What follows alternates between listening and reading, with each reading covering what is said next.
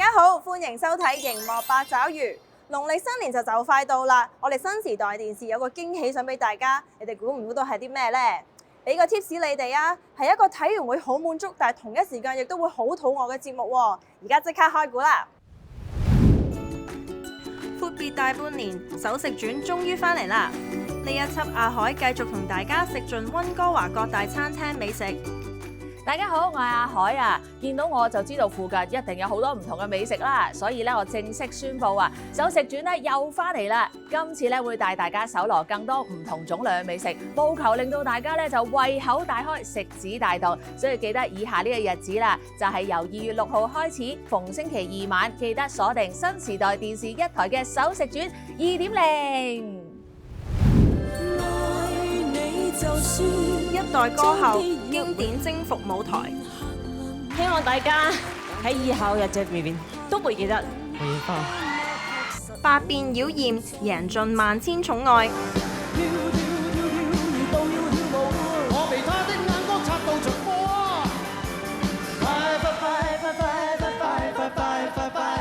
永遠抱緊梅艷芳。今晚9點，新時代電視1台。肥媽、鼎爺兩位廚房強者再度出山，人生有好多嘢都係發生喺一餐飯上面嘅。通過一道菜式、一席佳肴，都有可能令你達成目標。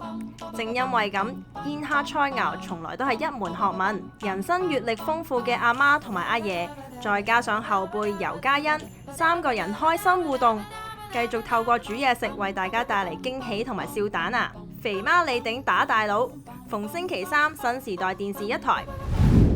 雖然一餐飯可以解決人生好多大大小小嘅問題，但係講到社會問題度，就當然要交翻俾專業人士啦。最近 Urbanarium 就舉辦咗一個比賽，目標咧就係要解決社會最大嘅2個問題：住屋負擔能力同埋氣候變遷啊！等參賽者可以發揮想像力，去想像一下公寓嘅新可能性。今日咧，我哋就請嚟咗 Urbanarium 嘅 Executive Director Amy 嚟同我哋傾下偈啊！Hello Amy， 多謝你今日嚟到同我哋分享呢個咁有創意嘅比賽啊！首先我想問下你舉辦 Decoding Density 呢個比賽係受到咩啟發，同埋想透過呢個比賽達到咩目標呢？ Urbanarium launched this competition just in mid-December, trying to get as many people, everyone from everywhere to help imagine the future of mid-rise apartment designs in Metro Vancouver. So right now we have 110 teams registered from 11 different countries that will bring in their seriously creative ideas that hopefully will challenge and highlight Metro Vancouver or BC's building codes and other regulations to better address housing affordability and climate resilience. So you asked why were we inspired to do this particular competition? Well, you know, this competition, we have 4 sponsoring municipalities: Richmond, Burnaby, Surrey, and Vancouver. But here's the clincher. While it's the standard for density, designers exploring these apartment forms, like architects and urban planners and designers, when they're designing these, they find that the building code and other regulations only allows them to generate a simple box. So we want people to get outside the box and really think about new ways, new designs that can help with outdoor space, more light in your apartment, cultural elements, communal, multi-generational family environments, etc. 哇！呢個真係一個好好嘅 idea 喎，可唔可以同我哋講下一啲阻礙創新嘅建築規範限制例子，同埋呢啲參賽者點樣應對呢啲挑戰呢？ There's so many codes out there right now that it's very constrictive to design. And each individual regulation is hard to critique, and sometimes it makes a lot of sense. They're out there because of safety or the environment, what have you. But over these 150 years, there's an accruement of codes that is really getting in the way. Restrictions of height, staircases, corridors, banners, rails, windows, air conditioners, wall thickness, backloaded postal boxes, elevators, parking, energy, environmental, fire access, you name it, it just goes on and on. Historic conservation requirements, etc. But one great thing about this competition, and right now we have like 11 countries around the world that's focusing on our region, they're going to help us look at our code and give us some better ideas. And also, like, looking at different examples and how safe and beautiful they are, hopefully that inspiration can really help affect new policy change for us. When people see the way things are done elsewhere and how it could be, it can really lead to change quicker. And right now we sure do need more housing. 希望喺不久嘅將來可以見到呢啲改變啦。最後，我想你同大家分享下，想點樣透過呢個比賽推動大灣嘅城市規劃同埋住屋政策改革呢？ And I think one of the unique ways that we do this through this competition is through creative solutions. Like I was saying, inspiration is really effective policy work. When people see drawings or new ideas, it really allows them to kind of enter a new possibility, a new future, some change, and maybe normalize innovation that other countries are doing really well. 咁就等我哋一齊期待啦！今日多謝晒 Amy 嘅分享，有興趣了解更多嘅觀眾可以去到佢哋嘅網站了解詳情㗎。列治文藝術館最近推出咗2個新嘅展覽，一個就係探討我哋與生俱來嘅語言認知系統，另一個就係睇下青少年對當代現實世界嘅睇法。我哋而家即刻出發啦！我們在這個語言中相遇係中國藝術家沈新喺加拿大嘅首次作品展覽。我們在這個語言中相遇其實係沈新即將推出嘅影像系列《天與宿》中嘅第一部作品。藝術家透過充滿詩意嘅作品，進一步深化咗佢對認知嘅方式同埋語言生態系統嘅持續關注。呢套實驗短片廣泛嘅影像畫面同埋多層次嘅聲音景象，充滿咗沈新尋找語言最原始形式嘅渴望。佢特別用樹作為呢個語言生態系統具體範例。比如說木頭這個材質，在我們把它當作椅子和桌子的時候，其實更多的時候忘記了它是來自於一棵樹或者是一片森林，一個具體的地方。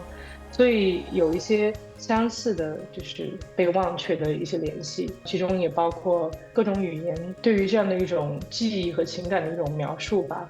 語言到底是怎樣由來的？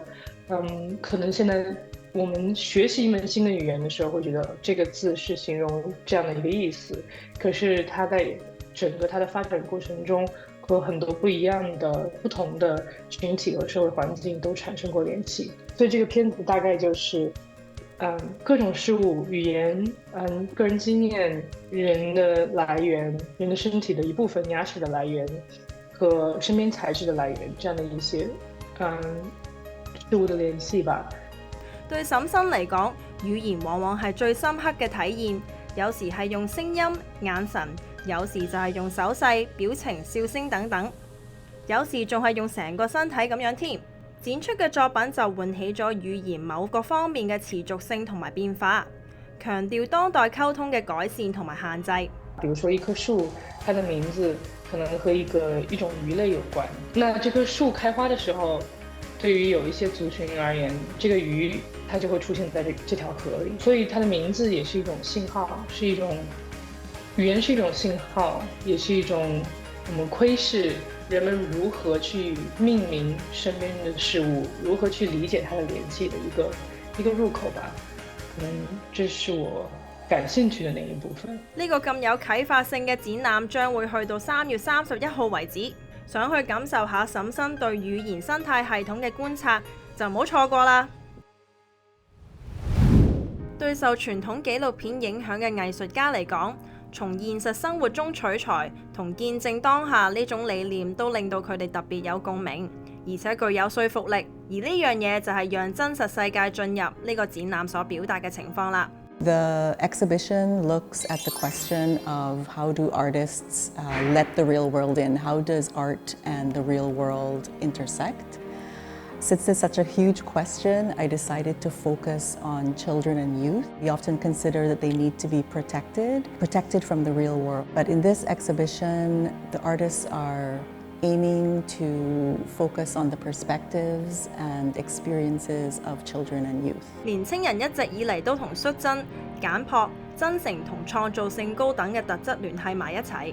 事實上喺北美社會，大家都普遍試圖通過盡力保護年青人免受艱難現實嘅影響，所以佢哋嘅意見都經常受成人忽視。而讓真實世界進入面嘅短片就認真看待年輕人對世界嘅觀點、睇法同埋經歷，生動咁樣突出佢哋嘅主動性。One video is focuses on throat singing in northern Quebec, which is an Inuit cultural practice.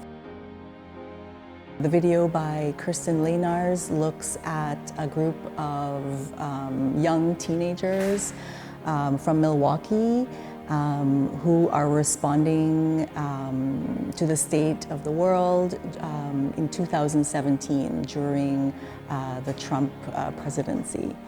So there's a real variety in the kinds of video subject matter. And then we've also asked a young local artist called Yaimel Lopez Saldivar. And he is an illustrator and a graphic designer and artist. He actually created a set of screen prints for each of the videos, responding to the videos. So this was a very special commission, and we're really excited that he agreed to do it. 無論係咩年齡都好，相信嚟到睇呢個展覽嘅你都一定會有所得着、反思，又或者揾到共鳴。畢竟我哋大家都經歷過成長階段。展覽同樣都會喺3月尾結束㗎，大家可以揾一日嚟睇晒兩個咁有意思嘅展覽啊！電影記錄時代，時代創造電影。電影就係以畫面去記錄真實嘅生活，無論係戰爭片、疫情片、愛情片，又或者係紀錄片都好，都係反映咗現實生活㗎。Rick， 你話係咪啊？冇錯啊 ，Lina， 創作往往同現實息息相關㗎。就好似嚟緊我哋會去睇嘅80年代服飾展咁，從當時嘅服裝 style 就可以睇到佢哋嘅生活習慣，還原當時嘅眾生相。大家千祈唔好錯過啊！廣告返嚟之後繼續熒幕八爪魚。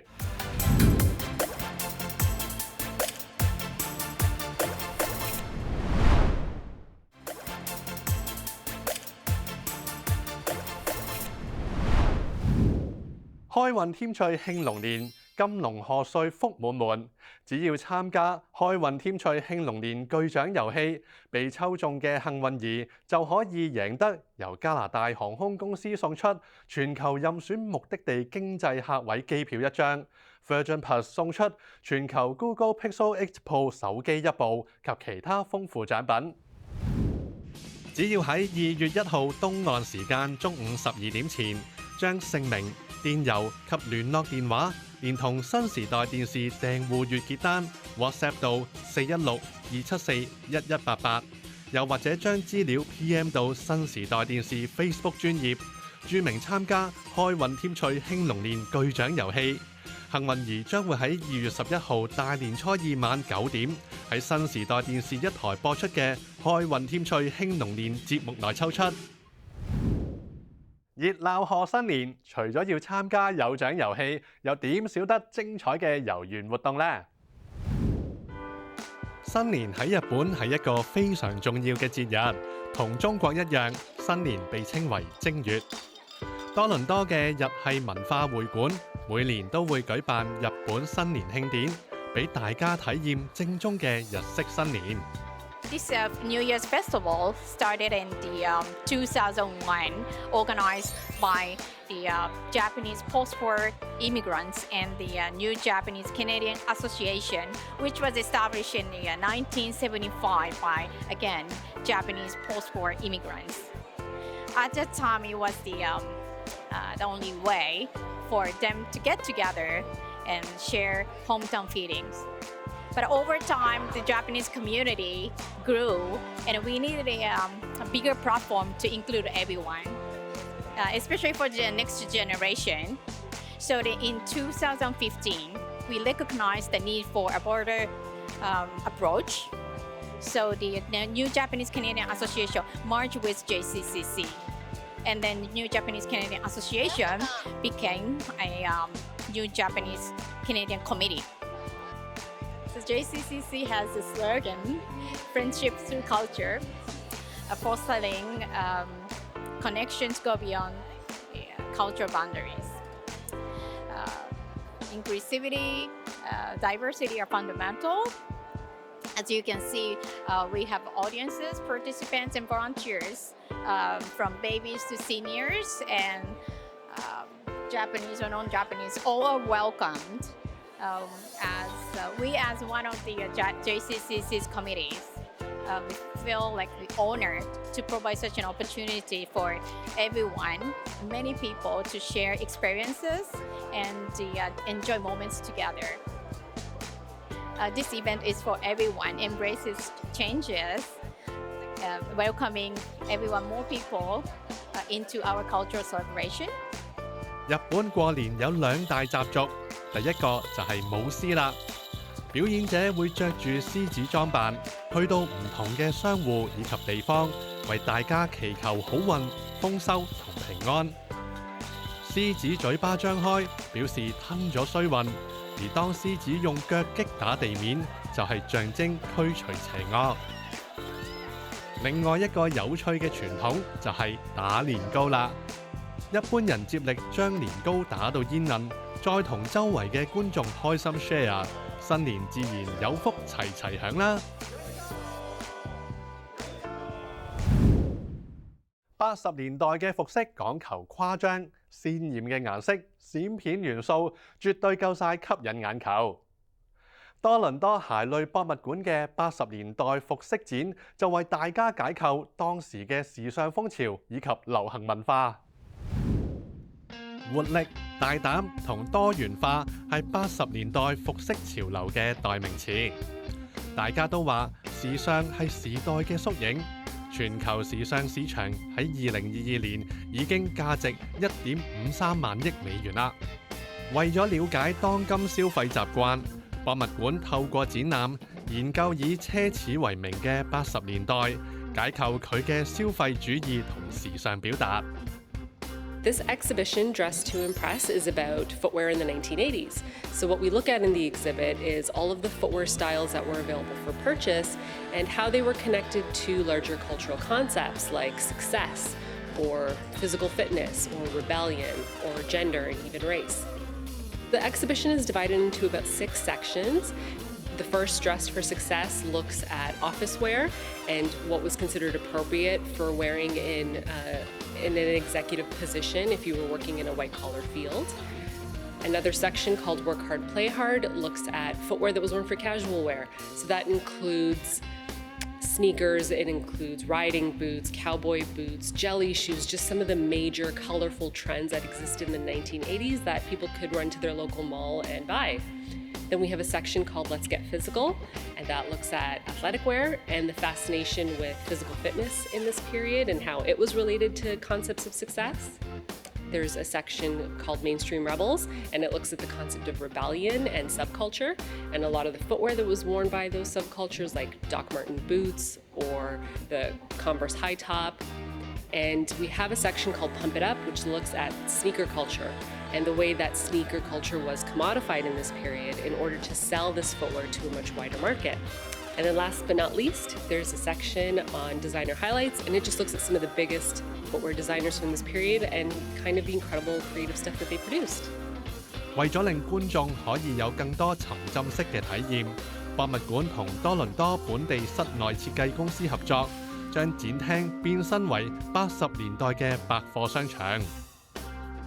除咗鞋類展品，呢度嘅海報以及圖片都嚟自當時大熱嘅時尚雜誌以及電影，唔使時光機都可以帶你1秒穿梭返去80年代啊！鍾意藝術，但又由於種種原因未能夠實現夢想，而家機會嚟啦！多倫多最新嘅繪畫社交平台，邀請大家以畫會友，盡情釋放藝術天分啊！科技可以改變生活，亦都可以改變藝術。以前大家認為創作藝術係一種好個人嘅體驗，但係多倫多嘅一對情侶就唔係咁認為喎。疫情期間，佢哋萌生咗創作一個繪畫社交平台嘅念頭，邀請大家一齊合作，創造更多有趣嘅藝術。It is a kind of collaborative drawing platform mixed with like social media elements.